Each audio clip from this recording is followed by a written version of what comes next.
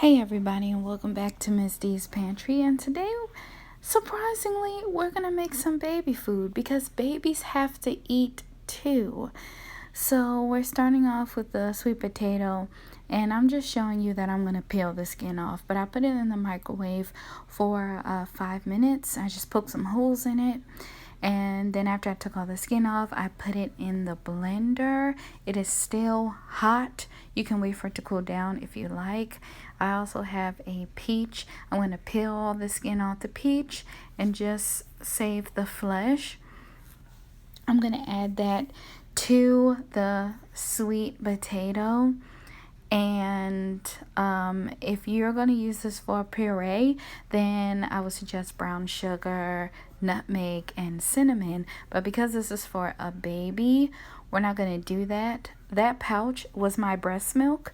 If you have a formula, you can add that, or you can add milk if the baby's over the age of 1.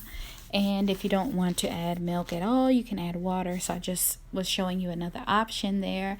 And you're just gonna blend it up. You want it to be thick because this is gonna be for a baby who's a little older and able to digest. You can add more water to turn it into more of a puree, but it looks just like this.